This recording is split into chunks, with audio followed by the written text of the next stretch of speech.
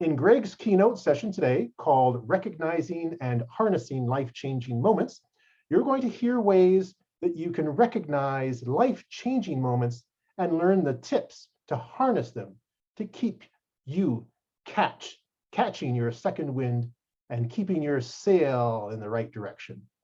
So Greg's favorite song is My Guitar Gently Weeps by the Beatles.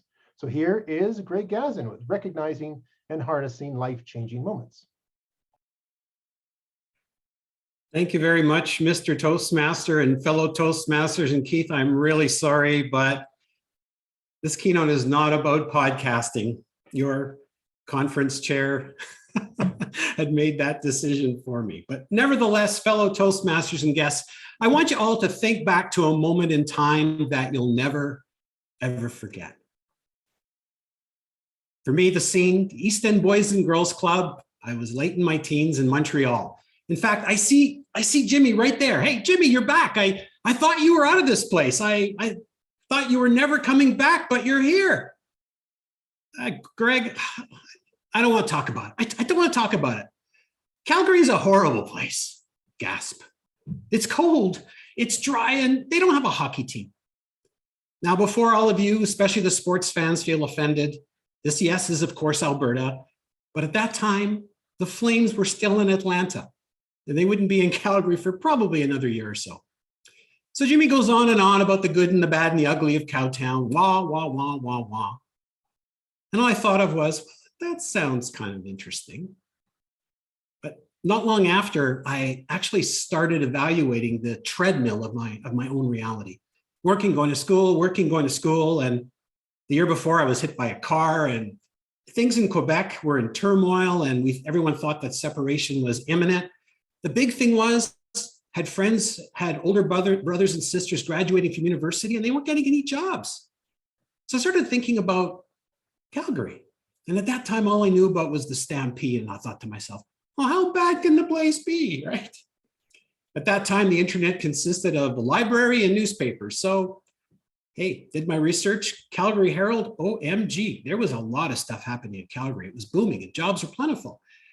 So I started mulling it over. Believe it or not, my parents were actually all for it. My dad said, go west, young man. My mom said, well, you could always come home. So I quit my job, dropped all my courses, and bought a one-way ticket to Calgary. Now, I said I was young, but I was also a little foolish. Third week of January. Fortunately, I experienced my first Chinook a couple of days later. But the thing is, fellow Toastmasters and guests, if I hadn't listened to Jimmy's rant, I can guarantee you that I wouldn't be here today. You see, life-changing moments, they happen all the time. They show up in all different types, shapes, and sizes. I mean, some are pretty obvious. You lose a job, perhaps a loved one, divorce, an accident, pandemic. But not all of them are crises. New job, getting married, having a child, a scholarship. I thought I might include lottery in there, but that sometimes can be a mixed blessing. But the reality is some of the most life-changing moments are often disguised, like what happened to me. Passes by only being noticed in hindsight, maybe. You see, a life-changing moment by definition changes your life, but it also changes you. No, it transforms you. I mean, who knew a seemingly inconsequential moment in time with a buddy would become life-changing? So I'm actually kind of curious. I only see some faces on the screens, lots of empty screens, but how many of you have experienced that? Have any of you experienced that? Maybe when you first joined Toastmasters, but you didn't really realize it at the time. So today I want to share with you some of my adventures and misadventures and some of the lessons along the way, but more importantly for tonight, how Toastmasters played a role in some of those, and which might surprise you, what a difference it would have made if pathways had actually been around a little earlier. And what I'm really hoping is that by the end of all this, that it'll strike a chord with you, and in some way you'll be able to come away being able to better recognize a life-changing moment and harness it to help you on your own journey. So to continue on this little journey, 8 months later, I'm now in Edmonton, and I've been here ever since. And I entered the world of IT for a financial institution. And I quickly discovered that suits and bureaucracy just weren't my thing. However, I had a mortgage by then, and back then it was double digits, not like today. And I wasn't ready to jump ship, so I decided to go back to university just part-time at U of A and continued my work. And then I got to the point where I had 1 year left. I dropped to part-time work and went full-time. Now, the beauty of being on campus all the time is that you can get into all kinds of trouble, right? Beer garden, student union, but I actually decided to join this newly formed Young Executives Club. And at that point, I was kind of shy and introverted, but I wanted to get involved, so I took on the role of secretary. And that February, we went to a conference in California. It was an entrepreneurship conference. Now, for those of you who remember the 80s, entrepreneurship really wasn't in vogue. And if you had a home-based business, shame on you. Nobody would even take you seriously, let alone get you financing. I mean, not like it is today. But this conference, they were honoring the top 100 entrepreneurs from the previous year. And the #1 entrepreneur and the guy giving the keynote was none other than my hero, Steve Jobs. Now, Steve also was having a life-changing moment because at that point, he was just booted out of Apple and he was going to be on to his next venture, which ironically was called Next. One of the things he said in his keynote has stuck with me forever. He said, use your mind, but follow your heart. Use your mind, but follow your heart. In a few months, I graduated, I went back to university, and I really wanted to start my own business. So I rang up a guy that I had actually met having lunch at the conference, and he, I think, was number 30 or 40 on the list somewhere. And I started importing computer supplies and I started selling them. A little company called Parallel 2000. But within 2 years, I kept hearing Steve's words in my head. Use your mind, follow your heart. Greg, you had a great job, my mind said. My heart said I really wanted to do something else. So I started a retail operation called the Bike Track and left my job. Now, this was before all the big box stores happened. So of course you know what happens after that. By the late 1990s, I mean, the writing was on the wall and I had an opportunity to sell out, so I did. And it was a good thing that I did because I'd have another life-changing moment very quickly. My dad suffered a stroke. Now, he never did fully recover, but within a year, he managed to stabilize. And for me, it's strange. It seems that one door closes and another one just seems to open. And I started doing some of my regular things. And one night, went to the basement of the Edmonton Public Library. There's a little theater down there. And I saw this band called Rubber Soul, the Canadian Tribute, a Beatles tribute band. These guys were phenomenal. They had 3 guys from Calgary and 2 guys from Edmonton. And one of them played off stage because there's only the Fab Four. And I became friends with these guys. The guy who was the Ringo, I mean, we were all Beatle fans. The guy who played Ringo actually lived not very far from me. And we, like I said, we became friends. And I thought, I sold the business. Maybe it's time to do something. These guys should really get more work because they're really good. So I took on managing them. I thought, well, it's weekend work, most of it. And all the stuff that I did, I still had my little Parallel 2000 business, but most of that could be done by phone or on my computer. Now that lasted about 3.5 years. But again, with the good, there's always the bad and the ugly. And I want to share a little bit of all that with you. Some of the highlights, well, in the Bike Track, well, I have to admit, I think I made a pretty good living, and we had our own brand of computers called Canoe. And I managed to, at the peak, employ 12 individuals. With the band, we released a live CD, and I'll show you a couple pictures a little later. We recorded live at Festival Place in Sherwood Park. We had some high-profile shows, Telus Field. We did children's festivals. We also were part of the huge 60s exhibit at the Provincia Museum. In 1 year, we did 53 shows, and we entertained tens of thousands. Now, to pull back the curtain just a little of the dark side, with the Bike Track, we were successful. We had opportunities to be on some of the larger bidding lists. And one time, we had an opportunity to bid on a significant number of computers. So our team put together this beautiful proposal, nicely bound, and off I went to the submissions office. Found the place to drop it off, dropped it off, turned to walk away, and then I hear, "Excuse me, take this envelope, sit down, you have to present to the panel." Oh, present? Panel? Panic.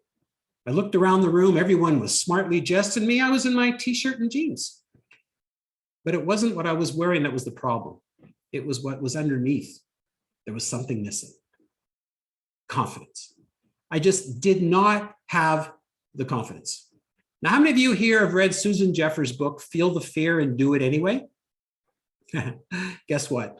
I hadn't yet read that book. So I looked for a sign, the exit sign, and I left. I never presented. And to this day, I'll never know whether or not that bid would have been successful. And reflecting back, I don't know how many other opportunities I would have missed. In fact, the scene could be best described by comedian Jerry Seinfeld when he said, "You know, people fear public speaking more than they fear death."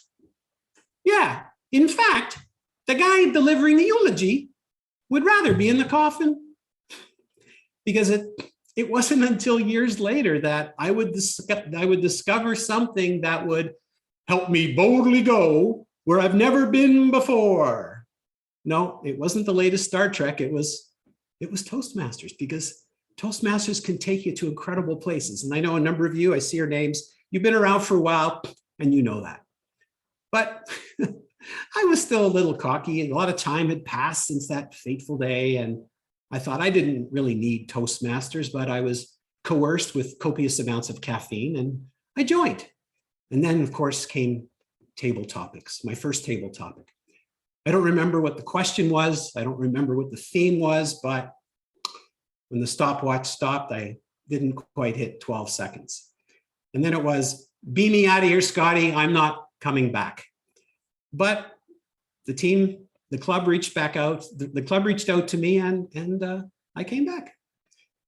Now, I was going to ask how many of you out there who have had their lives changed by Toastmasters, but again, seeing the names on the screen and some of the faces, I know some of you have had significant changes in your life. Now, I know, and I guess I'm preaching to the converted. For those of you who are new, almost anything is possible. In fact, early on, sadly, my dad had passed away, and I actually did a eulogy. And the fellow who sponsored me in Toastmasters, the guy who twisted my arm, knew my dad. He came to the funeral. He even gave me an evaluation for my eulogy. Embracing the role of VP PR helped me with the PR for the band, PR for the business. And I even had an opportunity to be interviewed by Mike Sobel on global television, which again, table topics. I started doing seminars at the Business Link. I even started the Toastmasters podcast, which is something that was unheard of in 2006. And it helped me launch a speaking career, which at that time probably would have been one of the last things I'd want to do. I mean, Toastmasters helps you navigate those life-changing moments. But as you work on the program, it ends up starting to create more of them, right? Each time you do something, each subsequent step keeps building up and building up and building up, and then it snowballs. Takes you to new galaxies. And for me as a self-employed individual, becoming the district governor, now you call it district director, in 2010, overseeing at that time, I think it was almost 6,000 members and 265 clubs. Again, never on my radar. I had to pinch myself, like, what's a gadget guy like me doing in a place like this? In fact, Glenn Williams, some of you know him, he actually referred to me as the poster child for Toastmasters. And at that time, I didn't think that was actually very endearing. But what he was trying to say, that I was a product of the program. And truthfully, yeah, I was, and I am. And I'm actually grateful for it. I learned a lot from the Toastmasters Legacy program. And despite now everyone seeing some of its limitations, right? It helped fill for me many gaps in both my professional and my Toastmasters journey, but not necessarily all the bumps along the way. You see, as a Toastmaster, our natural tendency, we want to get feedback, we want to improve. Okay.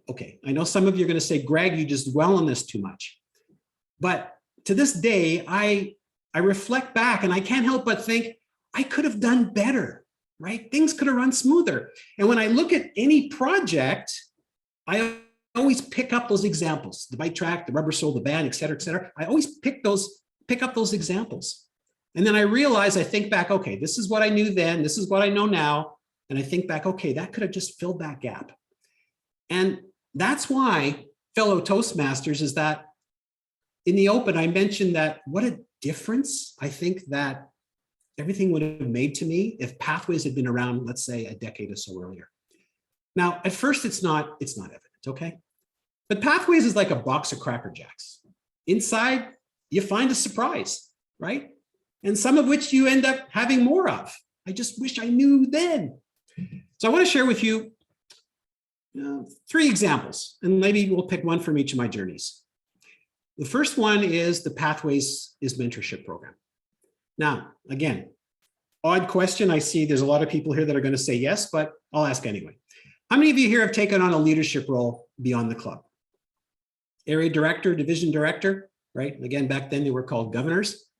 Yeah, typically, I see all the hands going up. Typically, you're appointed in May, right? You get trained May, June, and you start your year July 1st, and then you end June 30th. But when you really get good at it is but at the end, right? Yeah, exactly. When it's almost over. For me, one night I was having coffee after a meeting. We had a few of us that went to Boston Pizza. We went often, and a fellow named Bill McKenzie, he was the division governor at the time, and everyone had left. And I asked this innocent question, and I said, "What's an area governor?" What a big mistake that was, because a big fishing rod came out. And all of a sudden, within 10 days, I am now an area governor. And here's the funny thing, though, is, well, I guess it wasn't funny at the time. This was the end of August, already 2 months into the term. Now, that year, I was VP Ed. I was running 2 businesses. I was still taking care of my ailing dad. And sadly, within 6 months, many of you know this, is that Bill took ill. And immediately it was assumed, oh, Greg will take on that role. It's no problem. So I took on that role halfway through my area governor term without any formal training. Yeah, it was an interesting time. Now, I did have a lot of help. There's always people that are willing to help, but it was a struggle. And it took me into my next year. But fortunately for me, there was one individual. I guess that this is the division governor year. I had an angel, and many of you know her. She could be very loud and very vocal and has a cackling laugh, but with a heart a mile long. Yes, of course, it's Mona Cooley. She was the district governor that year, and she took me under her wing. But despite having an early start, starting early as a division governor, division and area are very different. It requires a very different skill set. And I still remember that my word of the day many days was overwhelmed and overwhelming. Mona would regularly call me and she'd say, "Hi, Greg, how you doing? I'm overwhelmed, Mona." She says, "I know, let's fix that for you." Now, with her guidance and the help of others, of course, is our division was President's Distinguished, and the district was distinguished that year. I mean, those 2 years were amazing. And we made a difference to a lot of people, and personal growth for me was just incredible. Now, I know a lot of you have already taken on the role, and I saw a few hands that didn't go up. If you have an opportunity to take that role, no matter what anybody tells you, like area director or division director, just do it. However, I firmly believe if there was a formal mentorship process at that time, like we have now, that I think I would have had a better understanding of the mentor-mentee relationship. And my tenure probably as area governor and division, and the transition to division, I think probably would have been an easier one. I believe. That's my first example. The second example is my years at the bike track. We were looking at it, we were expanding, and we needed qualified people. And like today, they're so hard to find. So I ended up acquiring a 3-person operation. They were very tight-knit, different management styles, different business cultures. I think you get it, right? Now, we made it work, but reflecting back, if perhaps I might have refined my skills at, let's say, reaching consensus and successful collaboration, I think perhaps things, again, would have run a lot smoother. Third one, the rubber soul. Pick a path, any project, any competency, there's going to be something there. I made so many mistakes in my early days at Rubber Soul. I did that thing where you hear some people say you work in your business instead of on your business. That's what I did. You see, the lads, the British lads, they were the talent. right? And I had this attitude, the show must happen, the show must go on. But I ended up wearing too many hats, and I really made a mistake. I seemed to be always at their beck and call. I was putting up equipment, I was a water boy, I got them their beer, in addition to managing the operation. And one of the guys, well, let's just say he was quite the prima donna. I think up front, I set the wrong tone. And what ended up happening is they started looking at me as hired help rather than being a leader. And once you set that tone, once you let that go, there's really no coming back from it. It's hard to change it. So I guess you could say initially, I let my lack of knowledge and the nuances of the music industry put me at a disadvantage. So I listened to the guys, and sometimes what I accepted as gospel was just their opinion. Happens in Toastmasters too, right? Sometimes they were right, but sometimes they were wrong. And they all said, oh, we want to be involved in the business. We want to be involved. So because they lived in Edmonton and Calgary and there was no Zoom back then, well, the only time to have a meeting would be Sunday morning after a late night gig, after they partied all night at Denny's, during breakfast. I mean, what was I thinking? What was I thinking? So one day I was chatting with my dad, and no, I was complaining. And he said to me, he said, son, he said, you love this Beatles thing. But he said, at the end of the day, it's just a business. And he said, you know how to run a business. So I had to learn that business. And in fact, we got a major fundraiser event because we actually went out and helped the sponsor find a way to pay for the band. And they say they got all the money from all the ticket sales. I mean, there's many projects here that can apply. I mean, I think maybe if I better understood my communication style, and one thing, and I think a lot of you can relate to this, that artists and musicians are not the same as IT people and salespeople, right? And maybe perhaps I could have been a little better at setting expectations, right? And within pathways, perhaps I could have taken a path and just worked through it step by step, right? That could have made my journey a little bit easier. And I think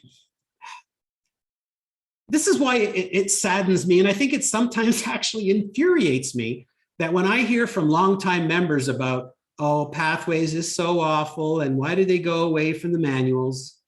Okay, look, can Basecamp use improvement? Yes, of course it can.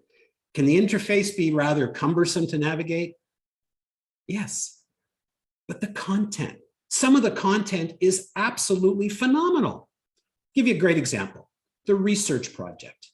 I've heard many people deliver that research project because it's early in the path. Half the time they pick stuff from Wikipedia, they use unauthoritative sources, they will cite and say, according to statistics, but they won't give any detail. Or I'll hear people say, well, I already know how to do all that stuff, so I just gave the project. But they never really read through it because that project is really comprehensive. It shows you how to determine authoritative sources. There's even a quiz. And I didn't even get 100% the first time around. Shows you how to properly do citations. And did you know that that project offers 7 ways to present research? Chronological, comparative, topical, et cetera, et cetera. I mean, I never learned any of that stuff, not even in university. Yes, and I see something saying, preach on, Greg Gazin, yes. But it's true though. It's a matter of changing your mindset and really looking at things a different way. And I know for us, yeah, okay, it's hard to change some of our old habits. But after I finished DTM number 6 and went on to 7, which was going through pathways, I made a commitment to myself that I would try to always look at each project with fresh eyes and try not to assume that I know this already. And it works. And it turns out that I didn't know everything already.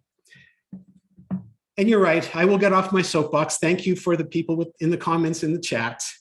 But nevertheless, some of you might be wondering, I guess, yes, you're wondering, what's happened to Rubber Soul? So let me, as I continue on, let me just show you a couple of pictures here.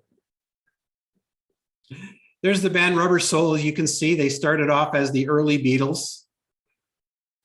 And then here's the CD that we released, the live CD at Festival Place, and actually we licensed the Beatles music. And then eventually we expanded. Here's our John.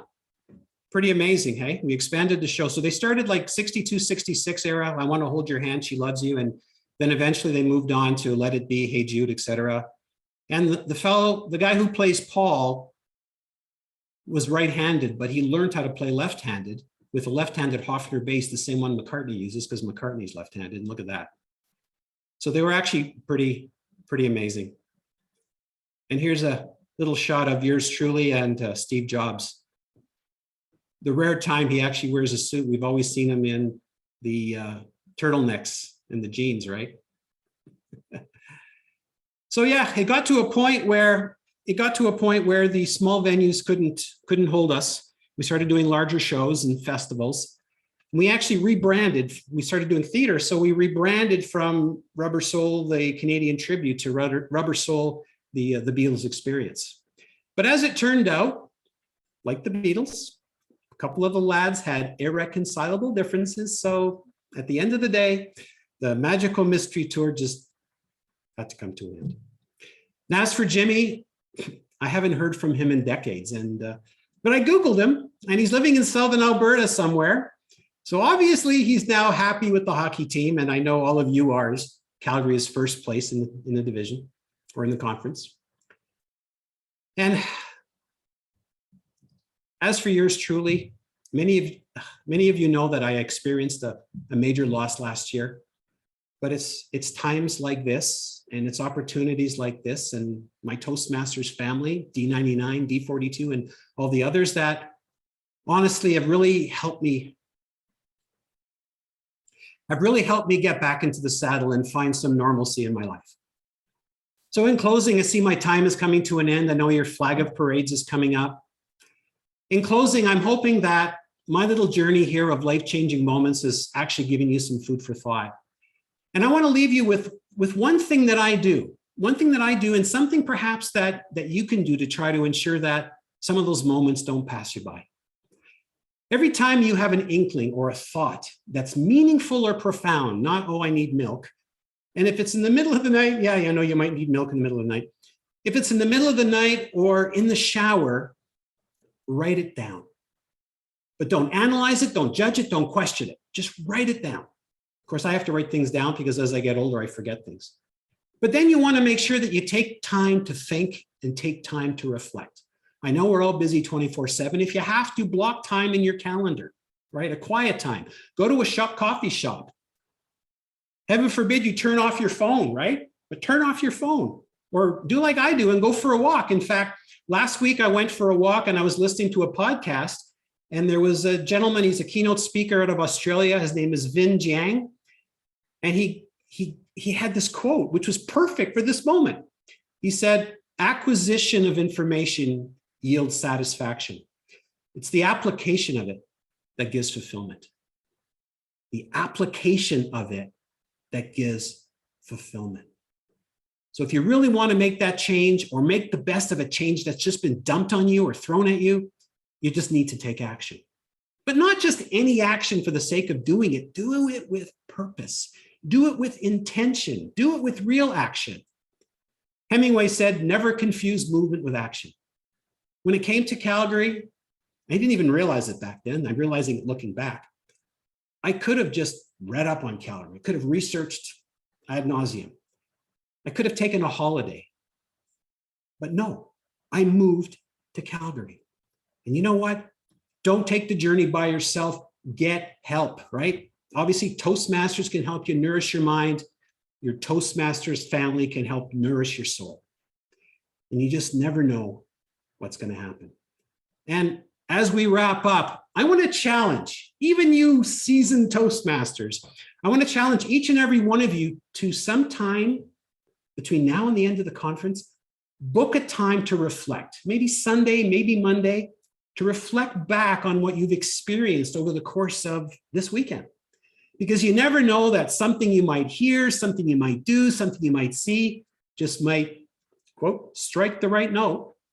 And maybe it's going to trigger something inside of you, which could be your next life-changing moment. And if you harness it and you take action, in the words of Mr. Spock, you will live long and prosper. Back to you, Mr. Toastmaster. Enjoy your conference, everyone.